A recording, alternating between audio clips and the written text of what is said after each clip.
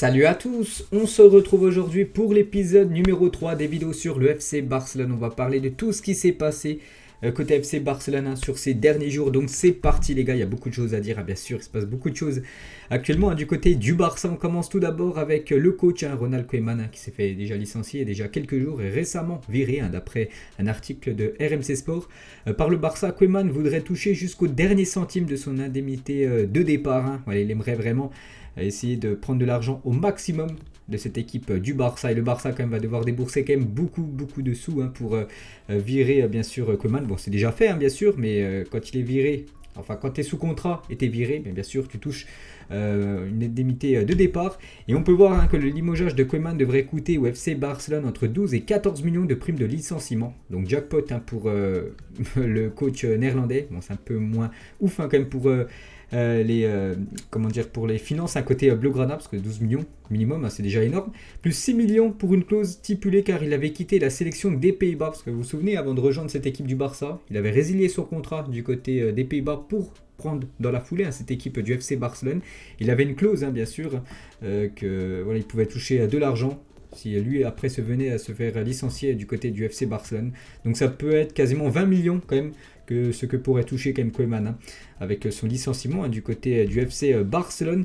Mais bon, il faisait plus du tout l'affaire du côté du Barça. Les supporters n'en pouvaient plus, les résultats n'étaient pas là. La preuve, le bilan des 8 derniers entraîneurs du Barça, points par match. Et sur les 8 derniers entraîneurs du Barça, c'est lui qui a obtenu le moins de points par match, 1,96. Donc il fait pire que Setien, il fait pire que Valverde, il fait pire que Rijkaard. On peut voir les 8 derniers entraîneurs, il est classé 8e. Donc le record c'est toujours Luis Enrique qui avait obtenu plus de 2,41 points à l'époque. Donc voilà, si tu fais pas l'affaire, ton club bien sûr te licencie. Donc c'est plutôt quand même logique qu'il se fasse virer, bien sûr Koeman. Et Laporta, il avait dit...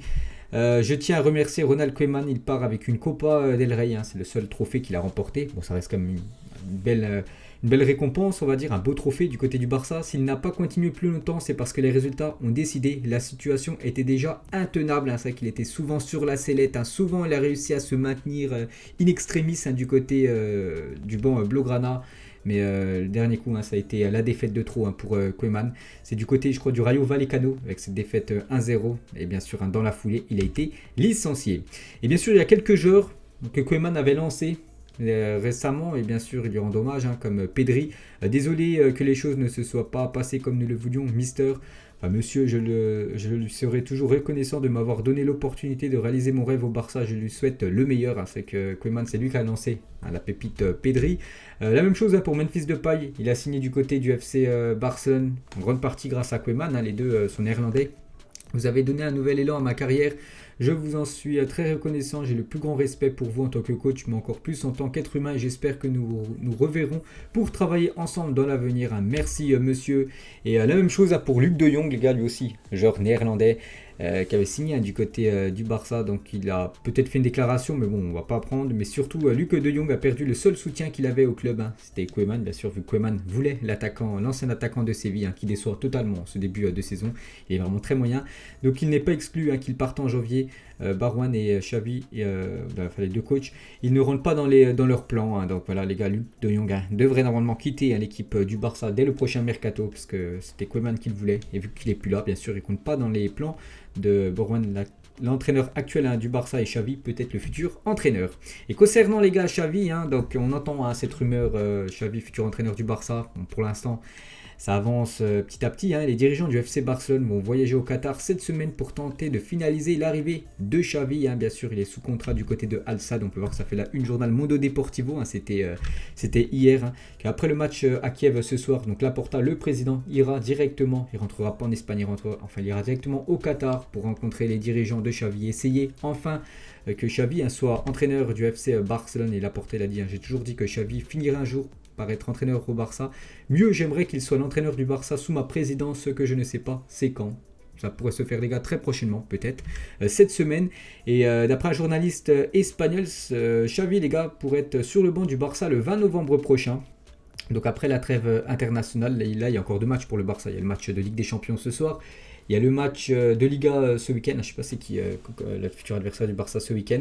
Donc après trêve internationale et après le prochain match, ça sera le derby face à l'Espagnol. Et peut-être les gars, Xavi sera présent sur le banc Blaugrana si tout se passe bien. Et Guardiola, on va réduire un petit peu pour soit un peu mieux, voilà. Guardiola, il a dit je suis à peu près sûr que tôt ou tard, Xavi traînera le Barça, je n'ai aucun doute. Il est prêt pour assurer le job. Voilà, pour Guardiola, Xavi serait l'entraîneur parfait, bien sûr, pour essayer de faire revenir cette équipe du Barça au premier plan, parce qu'actuellement, voilà, c'est pas ouf. N'oubliez pas qu'ils sont quand même 9e du classement.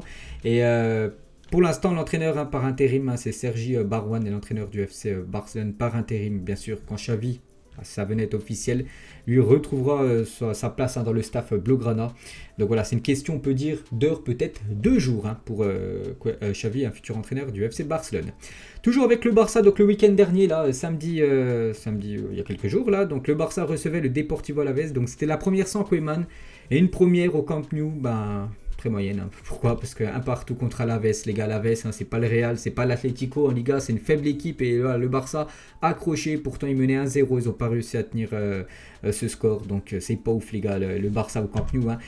Juste la seule satisfaction, c'est que Memphis Depay est buteur dans ce match, il a des très belles stats à Memphis Depay, donc là on compare, on prend en compte tous ces deux clubs en 2021, donc le Barça plus Lyon, plus les Pays-Bas, donc c'est des belles stats, 51 matchs, 33 buts, 18 passes décisives, donc il est en forme, Memphis Depay. Gavi plutôt. Alors de ce match contre Alaves, je ne sais pas si vous avez vu, mais il a signé vraiment une masterclass. Il a été très très bon malgré le match nul de son équipe. Donc passe, dribble, conservation de balle, il était vraiment à la hauteur de l'événement. Gavi, malheureusement, l'équipe n'a pas suivi vu qu'il a gagné 1-0, mais elle n'a pas soutenu ce score. Et le FC Barcelone, les gars, avec ce match nul, le FC Barcelone n'avance pas trop. Après 11 matchs de Liga, c'est 4 victoires seulement, 4 matchs nuls et 3 défaites. Voilà, c'est pas digne d'une équipe comme le FC Barcelone. Et toute compétition confondue, si on rajoute la Ligue des Champions, là c'est encore pire. 5 victoires, 4 nuls et on rajoute 2 défaites, Benfica et le Bayern en plus. Donc voilà, c'est du surplace actuellement le FC Barcelone. Je vous ai dit, un 9e actuellement du championnat de Liga. Il faut remonter à beaucoup d'années pour voir le Barça après 11 matchs de Liga être aussi loin au classement. Et une stat qui fait mal. Voilà, aucune équipe n'a remporté la Liga après avoir récolté seulement 16 points après 11 journées. Voilà, donc le leader, c'est la Real Sociedad, a déjà 24 points, donc 8 points d'avance sur l'équipe du Barça. Ça va être compliqué, ce sera un exploit, on peut le dire, si le Barça quand même remporte le championnat avec tout ce qui se passe actuellement au sein du club. Toujours sur ce match contre Alaves, donc on a appris aussi que Kun Agüero, les gars, il est sorti blessé et c'est quand même grave. Donc Agüero a été transféré à l'hôpital après avoir été victime d'un malaise thoracique et afin de passer un examen cardiologique. Donc c'était à la 38e minute à peu près, 37-58, bref, donc il s'est touché le cœur, en fait il a senti que son cœur s'est accéléré. On sait que c'est passé quand même pas mal de choses. Il se passe souvent des choses, les gars, dans le foot avec des joueurs qui tombent, malaise cardiaque. Donc c'est pour ça qu'il a pris aucun risque. Il a senti ça. Il est sorti sur civière. L'ambulance est venue le chercher. Ils l'ont emmené directement à l'hôpital pour aller faire des tests. Parce que voilà, ton cœur comme ça, comment dire, s'accélère, c'est pas bon, bien sûr. Donc d'après les dernières infos, donc Agüero s'est vu diagnostiquer une arythmie cardiaque, donc c'est un trouble du rythme cardiaque. Des examens plus poussés seront effectués pour analyser l'état de santé de l'Argentin et du coup, bien sûr, là il peut pas rejouer, on sait toujours pas. Voilà, on a vu un petit diagnostic, mais il peut pas revenir, il peut pas être présent dès ce soir contre l'équipe de Kiev. Non, avec ce qui lui est arrivé il y a quelques jours, il doit passer des examens, il doit être pendant pas mal de semaines indisponible et du coup c'est bien 3 mois de forfait pour Agüero, lui qui revenait là il y a à peine une dizaine de jours, il avait joué enfin son premier match officiel, il revenait, il avait marqué lors du Classico contre le Real et là Pâques encore 3 mois, donc on ne le verra pas avant 2022, Kun Agüero, donc bon rétablissement à lui.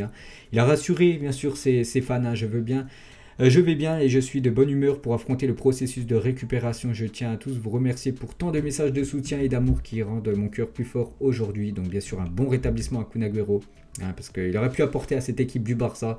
Et là, pas qu'un souci physique lui empêche bien sûr d'enfin entamer sa saison du côté du club Blaugrana. Toujours sur ce match contre Alaves, donc il n'y a pas que Kun Agüero, il y a aussi Gérard Piqué qui a joué, je crois que c'était 65, il a joué 1 heure de jeu, lui aussi blessé, il est touché à la jambe droite, il devrait manquer le match contre Kiev ce soir. N'oubliez pas qu'au match aller, c'est lui qui avait été l'unique buteur, parce que le Barça s'était imposé 1-0 contre Kiev, c'est lui qui avait été l'unique buteur, un but de la tête, et il va manquer ce soir du côté de Kiev, parce qu'on annonce une grosse ambiance du côté de l'Ukraine. Et on va parler de ce match ce soir, Kiev contre le FC Barcelone. Il y aura certainement un débrief les gars sur ma chaîne principale. bien sûr du match. Et on peut voir le groupe du Barça pour affronter l'équipe de Kiev. On peut voir que Piqué, je vois pas son nom. Donc Kun Agüero, la même chose. Il y a Pedri, il y a la même chose, il n'est pas là. Donc sinon, bon, la plupart voilà, sont là. On peut voir un nom, les gars, ça fait plaisir qu'il soit là. C'est Ousmane Dembélé, je le cherche. Voilà, c'est le numéro 7, il est sur la partie gauche de cette liste. Donc Ousmane Dembélé, lui aussi, qui était forfait depuis l'Euro avec l'équipe de France, donc ça fait plus de 4 mois et demi. Et il est bien présent, Ousmane Dembélé, fait son retour dans le groupe du Barça. Donc le Français retrouve à la compétition après 4 mois et demi d'absence. Donc ça, c'est une bonne nouvelle, parce que quand on voit que c'est Dest en attaque, voilà, surtout avec Kun Agüero qui se blesse, avec Braithwaite qui est blessé, avec Luc de Jong qui devrait quitter le club, il n'y a pas beaucoup d'atouts offensifs. Ansu Fati aussi, je ne sais pas si... s'il est dans le groupe, Fati, j'ai pas regardé. Si, il est juste en dessous de Memphis Depay, numéro 10, Ansu Fati. Donc voilà, il y a quand même Fati, ça c'est une bonne nouvelle. Mais avec Dembélé en plus, les gars, c'est un plus, bien sûr, pour le Barça. Petite photo de Dembélé qui a déjà repris l'entraînement il y a déjà quelques jours. Et là, cette fois-ci, il est bien dans le groupe. L'attaquant français, mais il ne devrait pas commencer titulaire. Voilà, un joueur qui revient de blessure. Plus une blessure de 4 mois, c'est très rare qu'il commence directement titulaire lors d'un match officiel. Donc voilà déjà la compo pour ce soir. Normalement, compo probable d'après un journal, je crois que c'est Mundo Deportivo. Donc Ter Stegen, bien sûr au but, ça bouge pas. Mingueza devrait commencer côté droit. Ça me fait un peu peur, parce que Mingueza, c'est pas ouf comme joueur. Bref, bon, voilà.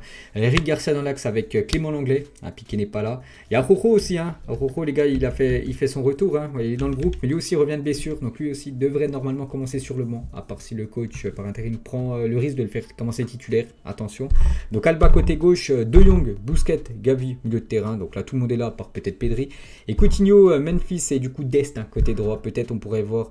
au fil du match, comment ça se passe. Dest retourne en défenseur droit et à la place donc sortir Mingueza bien sûr et mettre ailier droit bien sûr Ousmane Dembélé. On verra comment déjà ça se déroule ce soir. Et une petite info concernant Dembélé, quand Dembélé est revenu de blessure, Valverde s'est fait virer. Quand Dembélé est revenu de blessure, Sétienne s'est fait virer. On parle des anciens entraîneurs. Et quand Dembélé est revenu de blessure, Koeman s'est fait virer. À chaque fois que Dembélé revient de blessure, il découvre un nouveau coach, parce qu'il est souvent blessé bien sûr Dembélé. Et à chaque fois qu'il a des longues blessures, à chaque fois qu'il revient, à chaque fois c'est un nouveau coach du côté du Barça. C'est complètement fou. La story de Riqui Puig, donc avec le départ de Koeman, parce que vous savez que Koeman, les gars, ne comptait jamais sur Riqui Puig, il le faisait quand même jamais jouer. On peut voir que lui, il est content, là, il a mis sur une story Instagram, prêt, il a mis des petits smileys en train de rigoler, on peut le voir tout content sur l'équipe en bas avec le smile, bien sûr, lui, il est content. Voilà, peut-être le nouveau coach, peut-être Xavi, les gars, certainement Xavi, le fera beaucoup plus jouer que Koeman le faisait. Du côté du Barça, lors du match contre Alaves, vu que les résultats ne sont pas là, j'ai dit un 9ème de Liga, les supporters ne viennent plus trop. N'oubliez pas que le Barça a une capacité de plus de 99 500 places du côté du Camp Nou. Il y avait seulement 37 278 supporters du Barça qui étaient présents samedi à 21h contre Alaves. Donc ce qui représente tout simplement la pire affluence au Camp Nou depuis 2001. Ça fait 20 ans qu'il n'y avait pas eu si peu de monde du côté du Barça. Donc voilà, surtout le jeu pratiqué par le Barça ne séduit plus surtout les supporters blaugrana. C'est pour ça que les supporters ne se déplacent plus. N'oubliez pas qu'en 2010, quand le Barça vraiment marchait sur l'Europe, les matchs étaient quasiment tout le temps à guichet fermé, que ce soit le Real Madrid ou l'équipe par exemple de Alaves à l'époque. C'était à chaque fois quasiment guichet fermé pour voir les stars, Messi et tout, même Ronaldinho à l'époque. Mais maintenant, c'est compliqué à faire venir les supporters au stade. On va parler de Léo Messi, les gars, parce qu'il a fait quelques déclarations au Journal Sport en Espagne. Il confirme qu'il aimerait faire son retour au Barça au terme de sa carrière d'entraîneur, de footballeur plutôt, désolé. Donc actuellement un joueur du Paris Saint-Germain, donc il va se jouer 2 ans au PSG, plus une année en option, il a dit. J'ai toujours dit que j'aimerais pouvoir aider le club là où je pourrais être utile. J'aimerais pouvoir de nouveau apporter au Barça car c'est un club que j'aime et je souhaiterais qu'il continue de grandir et qu'il continue d'être l'un des meilleurs du monde. Donc en gros il aimerait prendre un poste de secrétaire général du club. Donc ce ne serait pas pour venir jouer du côté du Barça. Il a déjà fait son temps, vous savez que c'est compliqué. Maintenant niveau salaire, ce serait plutôt d'être dans le staff, on peut dire Blaugrana, à la fin de sa carrière. Je suis sûr un jour il passera ses diplômes et peut-être lui aussi un jour bien sûr sera entraîneur. Mais voilà, il pense déjà à son retour du côté de Barcelone. Léo Messi. Petite info concernant Philippe Coutinho, donc bonne nouvelle pour lui, parce qu'il a été appelé par Tite pour disputer les prochains matchs du Brésil face à l'Argentine et à la Colombie. Donc félicitations à Philippe Coutinho. Donc voilà, il prend une place quand même que Vinicius Junior, par exemple, du Real. Dans l'épisode d'hier, j'ai dit que Vini, lui, n'a pas été appelé par Tite. Pourtant, je trouve actuellement Vini quand même supérieur à Philippe Coutinho. Après voilà, c'est les choix bien sûr du sélectionneur brésilien. On va parler d'Andrés Iniesta, légende totale du côté du FC Barcelone. Donc il y a 19 ans, jour pour jour, bon c'était déjà il y a 3-4 jours exactement, bon voilà on est quasiment au même jour. Bref, donc Iniesta faisait ses débuts avec le Barça, une légende totale du côté du club blaugrana. 9 Ligas remportées, 6 Copa del Rey, 6 Super Coupes d'Espagne remportées, 4 Ligues des Champions remportées, 2 Super Coupes d'Europe et 3 Coupes du Monde des clubs pour Andrés Iniesta. Il a aussi tout remporté avec l'équipe de l'Espagne, buteur aussi en finale de Coupe du Monde. Côté transfert les gars, donc Xavi, normalement futur entraîneur du Barça, si tout se déroule normalement, donc a déjà transmis sa liste au Père Noël avant de signer au Barça pour les prochains mercato. Donc il aimerait recruter Jules Koundé, défenseur de Séville, Sterling, qu'on a entendu souvent, Sterling qui pourrait peut-être arriver lors du prochain mercato en prêt, et bon voilà, si c'est un prêt avec option d'achat, le Barça va devoir comme débourser d'argent. Et bien sûr Ousmane Dembélé, bon c'est déjà un joueur du Barça mais prolongé surtout, l'attaquant français, n'oubliez pas qu'il est en fin de contrat en 2022, toujours avec les rumeurs côté transfert. Donc Xavi apprécie le profil de Kingsley Coman et en ferait une priorité pour son futur 4-3-3. Le français a stoppé les négociations avec le Bayern et est sous contrat jusqu'en 2023. Coman les gars, pour ceux qui ne savent pas, du côté du Bayern, en fait, il veut bien prolonger, mais il aimerait toucher le double de son salaire. Le Bayern ne veut pas du tout. Donc c'est pour ça qu'il pourrait quitter dès le prochain mercato, le mercato 2022, cette équipe du Bayern. Sinon, il partira libre en 2023. Et le Barça de Xavi aimerait l'avoir. Donc ce serait une énorme recrue quand même, Coman. Pour moi, Coman serait supérieur à Sterling. Ce serait vraiment une énorme... Lui, vraiment, en ailier, les gars, il apporterait un bien fou du côté de Barcelone. Et toujours avec côté arrivé, Barcelone est intéressé pour un prêt de Donny van de Beek, qui ne joue pas du tout du côté de Manchester. En janvier, le Néerlandais n'a joué que 6 minutes en première ligue depuis le début de la saison. Ça aussi, ça peut être pas mal, bien sûr, si c'est un prêt du côté du club blaugrana. Le milieu néerlandais, après avoir, bien sûr, s'il arrivera à s'imposer du côté de Barcelone. Et pour finir, les gars, cet épisode numéro 3, du côté du Barça, une petite photo, vu qu'on est en période d'Halloween. Martin Braithwaite est allé chercher ses enfants à l'école déguisé en clown. Le joueur danois actuellement blessé. Donc voilà les gars, la fin de cet épisode consacré au FC Barcelone. J'espère que ça vous a plu. On se retrouve nous demain, bien sûr, pour l'épisode cette fois-ci consacré au Paris Saint-Germain. Bonne journée à vous et à plus tard.